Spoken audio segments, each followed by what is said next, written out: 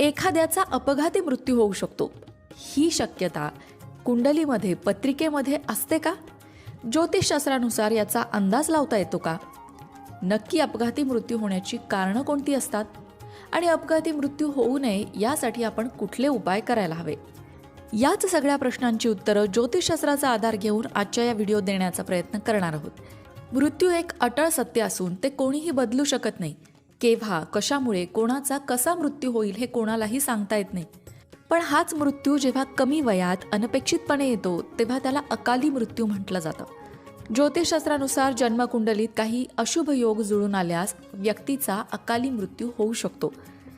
मग असे कोणते योग आहेत आणि त्यावर उपाय काय आहे ते आता बघूया. ज्या व्यक्तीच्या कुंडलीत लग्नस्थानामध्ये म्हणजे जन्मकुंडलीमध्ये लग्नस्थानात मंगळ असेल आणि त्यावर सूर्य किंवा शनी या दोघांचीही दृष्टी असल्यास अपघाती मृत्यू होण्याची शक्यता असते.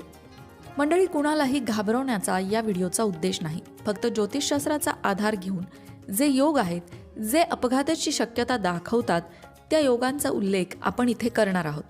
त्याचबरोबर त्यावर उपायसुद्धा व्हिडिओच्या शेवटी बघणार आहोत. जन्मकुंडलीमध्ये अष्टम स्थान हे मृत्यूचं स्थान मानलं जातं आणि या स्थानात असलेल्या ग्रहांवरून आणि राशीवरून व्यक्तीचा मृत्यू कधी कसा येणार आहे याचा अंदाज बांधता येतो. त्याचबरोबर कुंडलीमध्ये 6वं जे स्थान असतं ते रोगाचं स्थान मानलं जातं. तिथून कुठले आजार होणार आहेत याचा अंदाज बांधला जातो. 6व्या स्थानातील स्वामी पापग्रहाने युक्त होऊन 6व्या किंवा 8व्या स्थानात असेल तर अपघाती मृत्यू होण्याची शक्यता असते. ज्योतिषशास्त्रानुसार लग्नस्थान, दुसरे स्थान तसंच 12व्या स्थानामध्ये अशुभ ग्रहांची स्थिती असेल तर ही गोष्ट सुद्धा अचानक येणाऱ्या मृत्यूचं लक्षण मानलं जातं.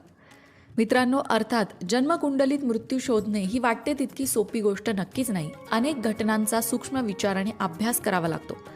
ग्रहांच्या वेगवेगळ्या दशांचाही अभ्यास करावा लागतो.